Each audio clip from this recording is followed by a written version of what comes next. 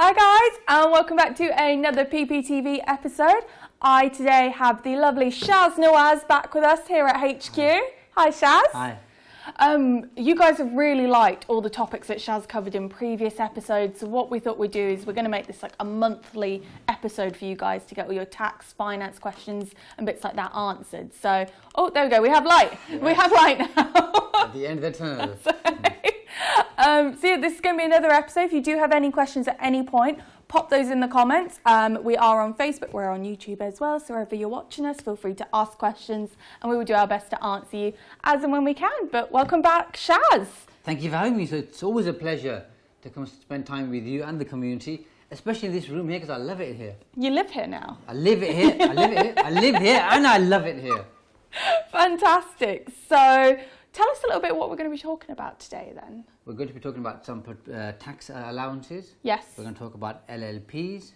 Another common question I get asked is if I have an investment and a trading business in one company, how do I split those? Mm-hmm. So we're going to talk about that as well and show exactly how to make that happen.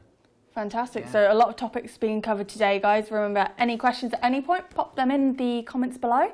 But yeah, let's crack on then. Let's get stuck into some tax. So the first thing, because you and I were talking about being married just before we went onto this show. Not with each other. Not with each other. I'm already married, so if my wife's tuning in, but generally being married and some of the benefits, tax benefits. Yes.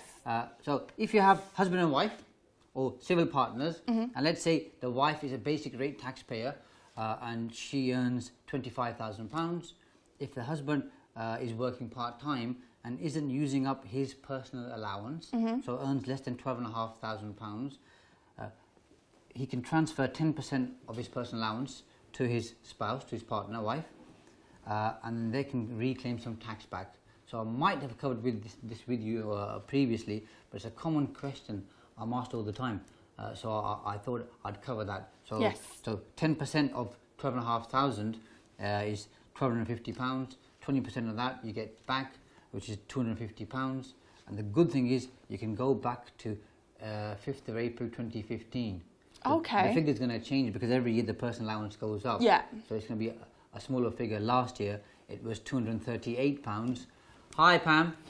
Last year it was £238 and the year before it's going to be a bit less, but it still adds up. So that's something to bear in mind, and a lot of people miss out. All you do is you go online, fill out your details, and you can claim it. That's simple. Really simple, really simple. Great tip there, guys. Make sure you get on that one. The other one, which and I posted something I think last week. I know you'll be shocked and horrified and surprised and impressed as well that I posted something in the community Facebook about some allowances that people can make use of, and I think this is pretty neat. So I thought I'd cover it. Share today. away. So everybody has a £5,000 starting savings allowance. So if they have £5,000 worth of saving income, let's keep the example really easy. Let's just say bank interest. Yeah. If they have £5,000 worth of bank interest, they pay no tax on that. Okay. Unless something changes, and that's something changing. I'm going to come to in a second. So they can earn £5,000 interest without paying any tax. On top of that, they can earn an additional £1,000 of savings income by using their personal savings allowance. Hi Faisal and hi Adam. So those two, so you've got £5,000 for your starting rate savings, £1,000 for your personal savings allowance, that's £6,000.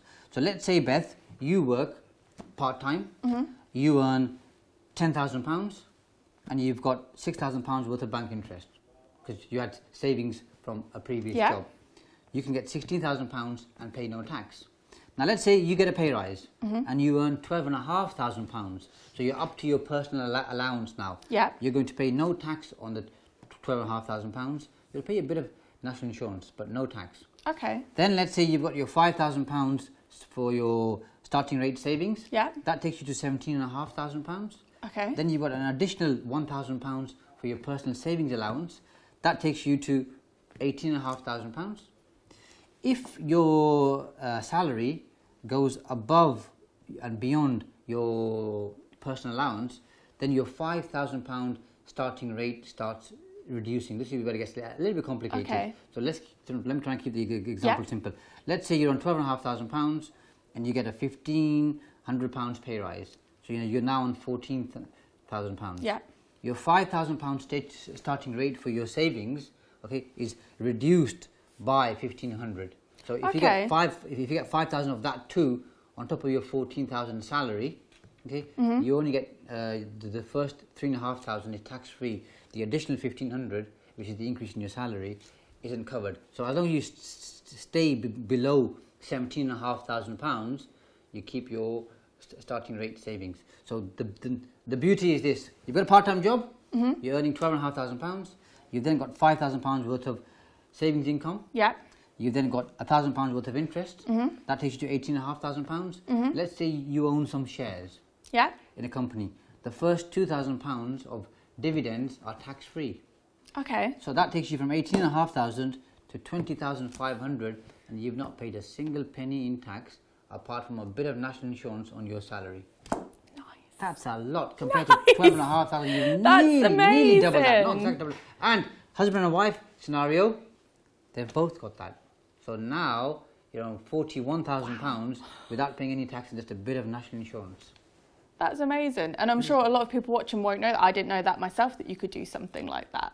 Yeah. So again, it kind of, I think, shows the benefit and the power, I'd say, of using those really small tax allowances, which a lot of people miss out or don't know about. And of course, if you have money in an ISA, that's tax-free anyway. And if you've got surplus income that you're investing into an ISA every year, the interest on that doesn't affect any of this at all. So there you can have a bit more, depending on the value of your ISA. So it could easily become 23, 24, 25,000 pounds. Just keeps going up. I like it. Oh, we just had Camilla join us. She goes, Shaz, do you advise getting a partner just to help offset some tax? Now that she could mean business partner, or she could mean the kind of partner we're thinking about. Yes. It's always worth considering, Camilla. Always get legal advice and tax advice, and I'd put a big disclaimer in the fact that make sure he or she likes you and you like them. And of course have a prenup agreement and a partnership agreement to make sure everything's watertight. But other than that, of course you could. She doesn't want business partners. In that case, Beth, you and I are going to do a different show on relationships. Okay. Yes. Okay. In the evenings, and Camilla's going to tune in. We're going to talk about how to get partners. Fantastic. I look forward to that episode. That's going to be an interesting one. Yeah. Brilliant. So keep those questions coming, guys. Yeah, especially fantastic. Camilla. We like your questions. Brilliant. So that's some great tips there. Obviously, you've just said, for example, how to go from like 12,000 to 12,500 to 20,500 plus income from your ISA. And then if you are husband and wife as well, that's the same for both of you. So I think that's a fantastic quick tip there for anyone who doesn't know about that. Just to kind of add, you don't need to have all of those. So if you've only got £1,000 worth of savings income, that's fine. If you've got £1,500 worth of dividends, that's fine. So you could go up from 12,500 to 15,000. Brilliant. Yeah. But if you don't use it, you lose it. So, exactly. So I guess the idea is to think about, just to kind of circle this square, is to think about is how can you make this work. So quite often, Beth, I see people who start a business, a property business, and they loan money to their company, for example. Yeah. But they never charge interest. So sometimes they've got 20, 30, 40,000 pounds or more on their director's loan account. So money owed by the company to them. Okay. But they're not charging interest. But if they did charge interest, it'd fall in here under the personal savings allowance and the 5,000 starting rate. And the company claims it as an expense because it's paying money out. So the company would pay less corporation tax. You get the money in your pocket without paying any tax whatsoever. So that's a win-win. It's a kind of a double whammy if you think about it. Yeah, because I feel like a lot of people wouldn't charge their company interest because they're like, that's my company, I don't want to pay extra. But actually, in fact, if they did, it's a better situation for everyone involved. And sometimes, you're right, and sometimes they think, well, I don't want to charge interest because that money is going to come to me. So inevitably I'll have to pay more tax on it. Yeah. Well, if this scenario fits your circumstances, then You don't have to. You don't have to. The only thing the company does do, it has to file what you call a CT61. So, I don't like being too technical, but I should cover this. The company has to file a CT61, which is filed every quarter, to show who it's paid interest to, and it has to withhold 20% interest. Okay. But if you pay interest once a year, then you only file the CT61 form once a year. Okay. That tax goes to HMRC. When you file your tax return at the end of the year, you can get the money back. Brilliant. So that's great. charge your company interest.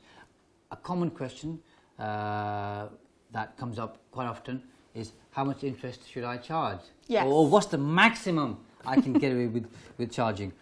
So it's got to be a commercial arrangement, okay? And generally speaking, I'd say a loan, okay, given to a private company is riskier than a loan given by a bank to a property investor, because that loan usually is asset backed. They've got securities against the land and property. They then might even take a personal guarantee.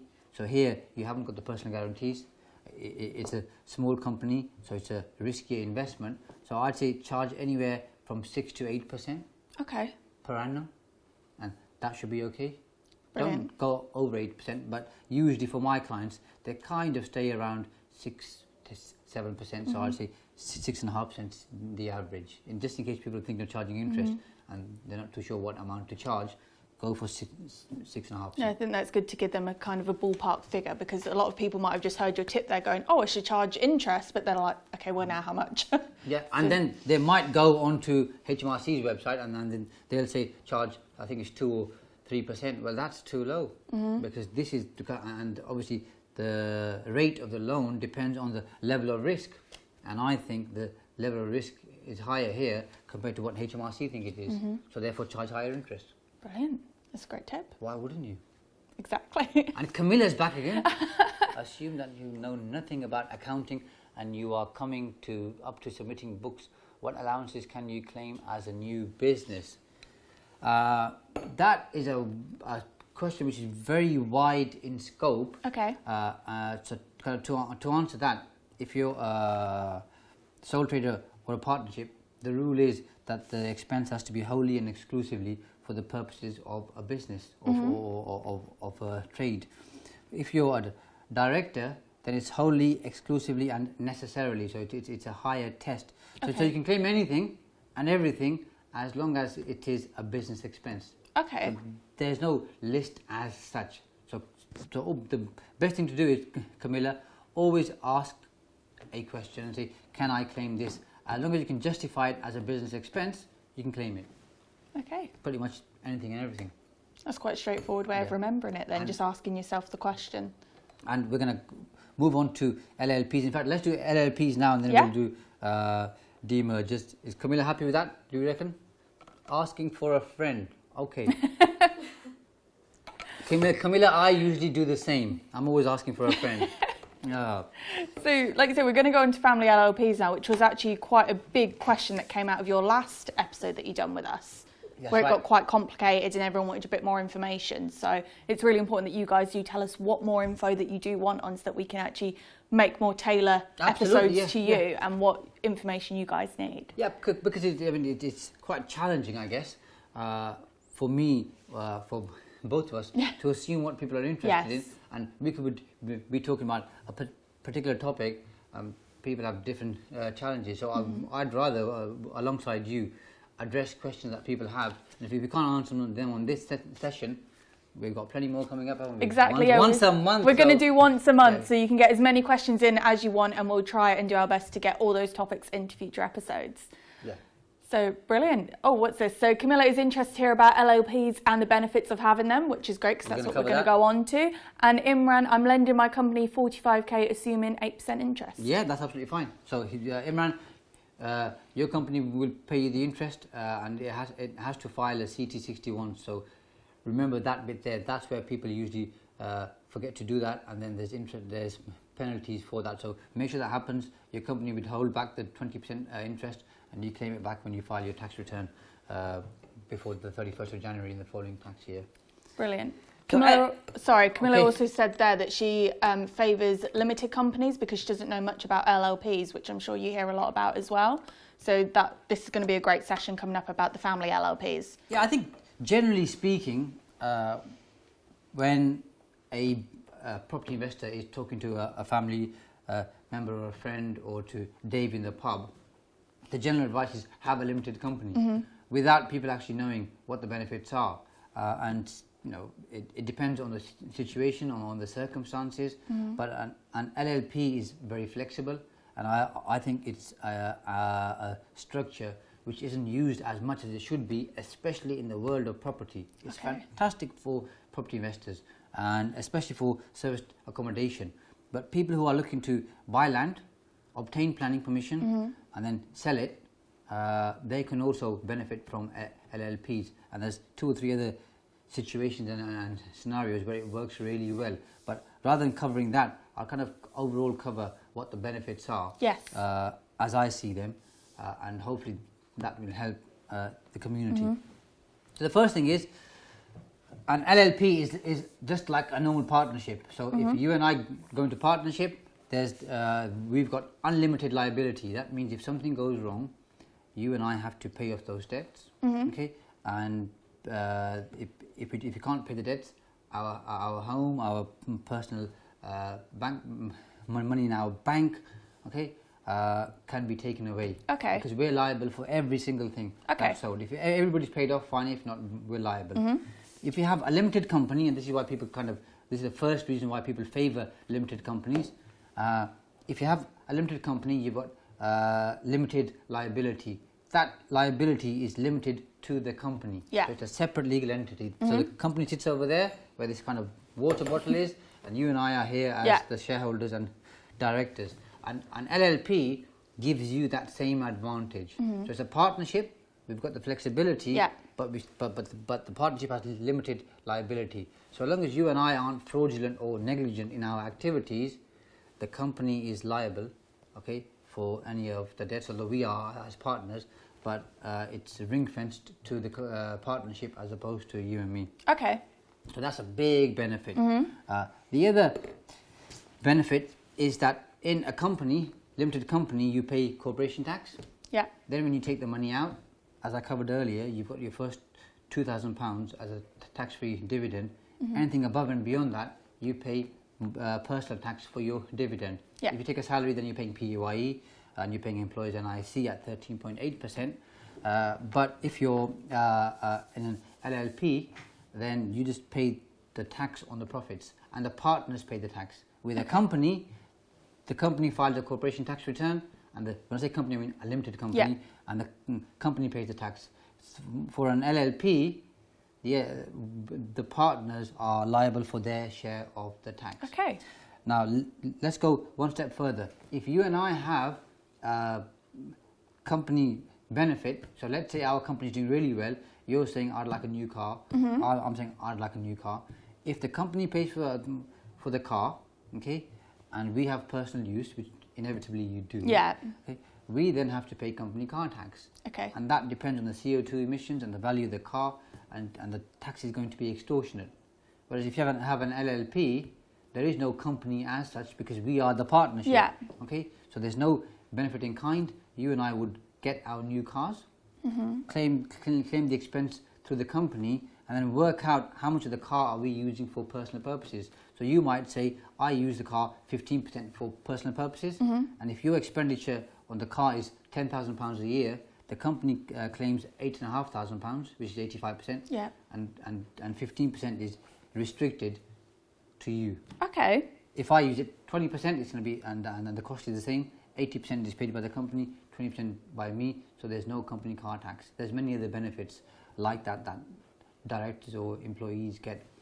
So if you're partners, you don't have to pay the additional tax or the NIC, which is a huge benefit. With that, I'll add that we've got to ensure that you have a partnership agreement or an LLP agreement. Yeah. Because quite often people form LLPs, but they don't have the agreement. Right. That agreement sets out roles, responsibilities, how things are going to work. And at the start, everything's quite rosy, and people think, what could possibly go wrong? 2 or 3 or 4 years Yeah. down the road, quite a few things can go wrong. So it's best to have that agreement in place and have an exit clause. So if we fall out or we can't agree, what happens next? How do we go about either selling the company or reaching some kind of a compromise or an agreement? The other big beauty, I think, I don't think I know, is this. You and I are directors in a company. We own 50% of the shares. Yeah. If the company gives up £80,000 dividend, you have to take 40,000. I have to take 40,000. Now you may not want 40,000 in that particular year, Beth. You might say, I need 20 grand, Shaz, or I need 30 grand. Yeah. But because we're 50-50 partners, okay, or shareholders in the company, we've got to take the same dividend. Yeah. In a partnership, we decide. So we're 50-50 partners, and I'm saying, Beth, I'm going to buy a new car or a new house, or I'm going on holiday this year with my family and kids, but we're going for an extended holiday. So as opposed to going for a 2-week holiday, we're going for 3 weeks. Yeah. So I need about £60,000 for that and everything else that I take in the year. Yeah. You're saying I only need £30,000. So in that year, we can decide for me to take 60,000, for you to take 30,000. Okay. So an LLP gives you that flexibility to distribute the profits as you please. Okay. In a limited company, you can't do that. Then you've got to have different classes of shares. And in an LLP, you have designated members and ordinary members. So for your ordinary members, you can have other family members, okay, and then you can pay them a share of the profits.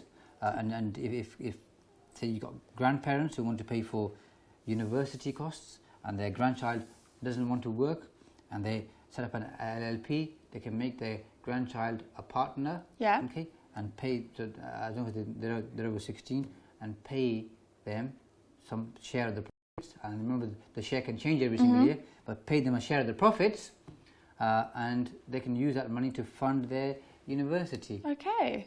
That works well. Another bigger advantage is you don't have to have individuals who are partners in an LLP. So if you and I wanted to set up an LLP because we like the benefits and the flexibility, limited company has to follow rules per company law and the Companies Act, which are quite stringent to some extent. LLPs, sole traders, have more flexibility. That is again a bigger advantage in terms of the way you operate and how things work. But if you and I said we want the flexibility of an LLP, but we still want to have limited companies, then you and I can partners of the LLP, and then your profit goes into your company, my profit goes into my company. The challenge we then have is we've got to draw down on that, but we can take a £2,000 tax-free dividend, we can take £12,500 of the salary, and obviously the other stuff that I covered earlier. So you can have corporate partners or members of an LLP. Okay. And there's some good planning around that. You just got to be careful in terms of how you use losses, because the Finance Act 2014 came in and that kind of tightened up how that works. But LLPs are a very good animal, and of course once you have an LLP and you and I have a business, we can then incorporate that later on into a limited company anyway, and there's lots of advantages of doing that. So I might cover that off on the next one, because that's a common question is how can I incorporate an LLP and what are the advantages? So that's quite a big one to bear in mind. And I think that kind of covers off some of the key benefits that people will be interested in terms of a family LLP. Are we okay for time, or how are we doing? Let's have a look. Oh, we're still good. We've probably got about 15 minutes left. Okay, so happy to take any questions of people who are tuning in. In terms of tax, you've got two different types of arrangements. You can have a trading business and you can have an investment business. Investment businesses, generally speaking, don't get the same tax advantages as a trading business. Yeah. So if you own property and you rent out property, you are an investment business. If you buy property, refurb it, flip it on, and do that regularly, that's a trade. Serviced accommodation, as long as you meet the rules, in my opinion, is classed as a trade. Commercial conversions, okay, as long as you're selling the units, is classed as a trade. But if you're buying property, holding on to it, it's investment. Now let's look at a scenario where you own a company, and in that company you're doing commercial conversions, buying and selling units, buying, refurbing, selling units. Let's say at the same time you also have an estate agency, so you're a letting agent. Yeah. Okay. And you're selling properties and renting properties out too. And at the same time, while you were doing commercial conversions, some of the units that you couldn't sell, you held on to them. So in your company, you've got a mixture of trading and investment income. If 20% or more of the turnover or the profits or the gross asset value comes from the investment activities, then you lose trading status. Okay. I'll explain one of the key advantages that you miss out on. You then want to sell your businesses. If, let's say, you sell it for £3 million, if you're a trading business and you've had it for 2 years and you meet the rules for entrepreneurs relief, you'd sell that particular business for £3 million. Okay, you would only pay 10% tax by claiming entrepreneurs relief. Okay. So 300 grand goes to the tax man, 2.7 million goes into your bank account. Yeah? However, if you breach the rules of the trading status and you're an investment company, which you might be because of the properties you hold, you can't claim entrepreneurs relief. Oh, okay. Then you've got to pay a lot more tax. You would pay 18%. Okay, if you're a basic rate taxpayer, so up to £45,000, 28% on the rest. So most of your 3 million, Beth, you'd be paying tax at 28%. Okay. So just under a third. How do I avoid that then? How do you avoid that? So then what? So the option we have, and usually anybody who's been on my tax courses will recall I always talk about keep those two separate. Yeah. The question does come up, well, what if they're all together? And I do share with people how they can keep it separate. But sometimes people come with a pre-existing problem. Yeah. And I've got one of these right now, and we've done quite a few of these. So if you've got that particular challenge, then what we've got is we've got to split the companies. Okay. Okay. Sounds simple. Sounds simple, very complicated. So we have to do a demerger. Okay. And then there's a few different ways of doing demergers, which I'm not going to bore people with because that becomes technical. And as you know, I don't like to get technical with people. So we've got to break those companies up. Yeah. In your case, we'd probably break them up into two. Yeah. Because you'd say the real estate, so the properties, move them into one company, and all the trading activity, keep it in there, or vice versa.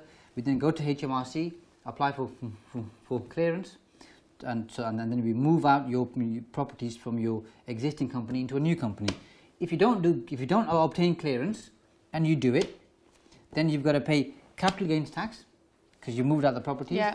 Potentially some income tax. And stamp duty as well, because you.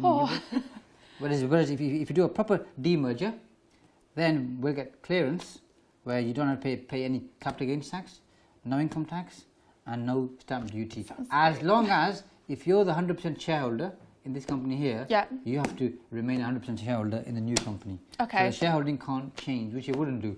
Then what you do is you can sell the trading business and claim entrepreneurs relief and hold on to your investment business. So we can split it if it's kind of contaminated stroke polluted with both forms of income. Because HMRC, generally speaking, or the government, think property or any form of an investor, they're supposed to be reasonably affluent and rich and wealthy, so therefore we can tax them more. Yeah. And unfortunately, property falls in that banner.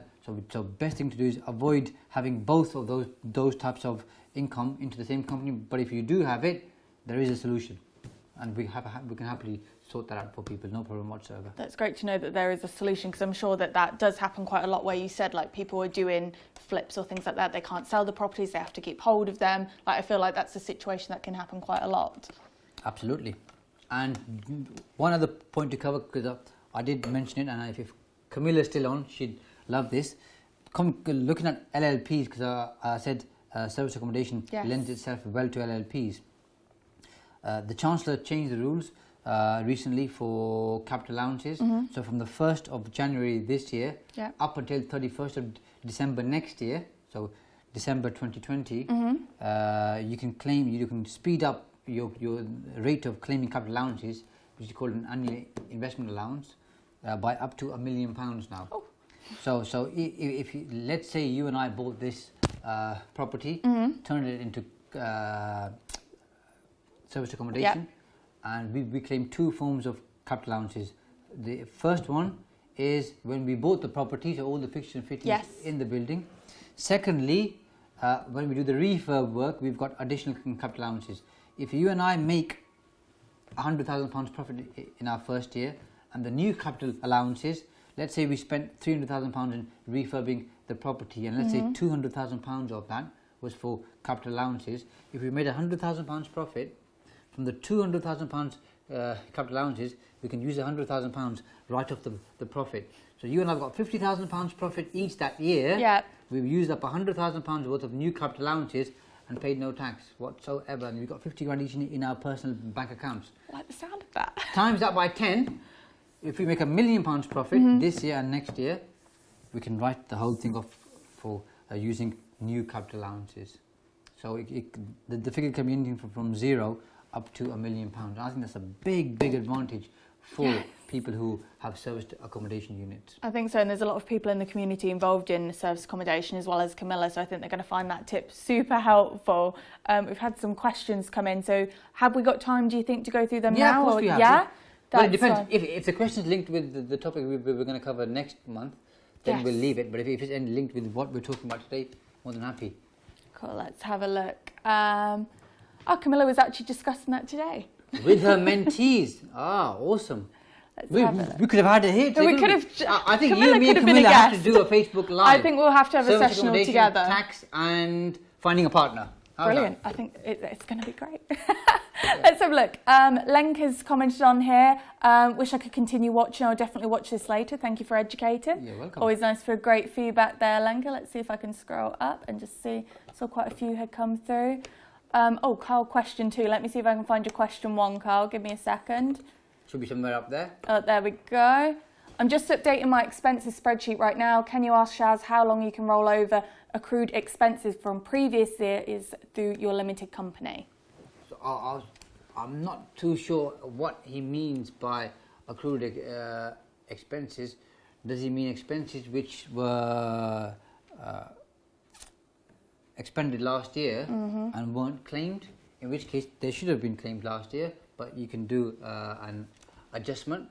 Or does he mean that it was an expense that was paid out and the invoice was raised and it's in the accounts and it hasn't been paid yet? Okay. So I don't know what That's all right, Carl. If you could just give a bit more clarity on that one, and Shaz will do his best to help on that one. Let's scroll down. I think he had a question 2 on here.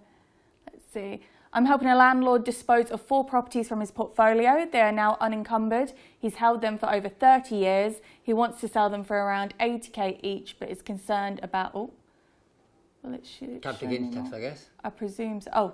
Concerned about capital gains. What would be the most tax efficient way for him to proceed?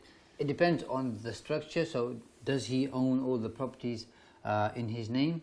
Are they a partnership? Is it in an LLP? How many are there? Has he considered potentially incorporating his property portfolio, especially if it's a partnership, because then we can incorporate as long as we meet the test of the Elizabeth Moyne Ramsey case. Okay. And in that case, they won't have to pay stamp duty as long as it is a genuine partnership. Yeah. Once we incorporate, the base cost of the properties is increased to the market value on the day we incorporate. Then subsequently, if they sell the properties or those 4 properties, they'll have a very minimal capital gains tax charge. If, however, the properties are all in this individual's names, those 4 don't have a mortgage on them. If he has a husband or a wife and they don't own that property, they could transfer part of that property to the husband or wife, and use their annual exemption. And if they're a basic rate taxpayer, or if they don't have a job, then they'll pay a lower amount of capital gains tax. So that could be another Lots to think possibility about there. if they've lived in any of those. And of course, if you transfer property to your spouse, partner, there's no capital gains tax bill. And if you don't have a mortgage on it, then there's no stamp duty to pay either. or if the mortgage is less than £40,000, then there's no stamp duty to pay. In terms of, so we've covered the limited company, we've covered the partnership. There was something else I was going to say before I moved on to stamp duty, which might be helpful to Carl, which is if that individual has lived in that property as their main residence, so not only residence, their main residence, then they can claim PPR, which I think we covered on the last cover, talk, yeah. So principal private residence, and they could also claim lettings relief if those properties were rented out, which I assume they were. So again, there's quite a few moving parts and variables, and if Carl wants to speak to me offline, more than happy to cover that for him, but I hope he kind of gets the gist that there are possible solutions. Brilliant. Okay then. Well, guys, I hope you have enjoyed this episode today. It's been very full on, lots of information. But before we do go, we have some exciting news from yourself, don't we, Shaz? Absolutely. So by public demand, people have been asking me to do two things. First is, can you post more into the community? So that's going to be your mission should you wish to accept it, Beth. I accept it. You're going to hold me accountable so I can post more content into the community. That's the first thing. And the second thing is I'm going to be launching a podcast based on my experiences of having been in business. So I've got 5 separate businesses. I'll cover that on the podcast. I've also got quite a few property deals which I'm working on. In fact, on one of the future Facebook Lives, perhaps I can talk about my property deals, how I've structured them, and how people can use that as a good case study. I think it's going to be quite instructive. So the podcast is on property, business and tax. And my challenge right now, Beth, is to come up with a name. Yes. So I'm kind of good with numbers. I say kind of because if you give me a spreadsheet and a calculator, I'm really good. With that I'll kind of struggle. That's like you saw last month. But yeah, coming up with names isn't my speciality. So if people can perhaps give me some examples of what I could call that podcast. So it's about business, property and tax. Brilliant, so 3 different topics. So we've got a great community, obviously, at Progressive. So guys, if you do have any ideas for names for Shaz's podcast, which is property, business and tax, get them in the comments. We'll probably do a poll or a competition at some point to see if we can find a winner. That would be fantastic. So get your ideas coming in, guys. But thank you again for coming in, Shaz. And I'm sure so many people are excited for future episodes that you're going to be doing. I love being Some here. of your real case studies again. I know people find those super helpful. But yeah, any more questions, guys, or topics you want us to cover in the future, pop them in the comments below and we will do our best to answer them. Of course. Anytime. Thank you again. Thank you for having me. It's been a brilliant episode, guys. But Bye that's for it now. from us. See ya.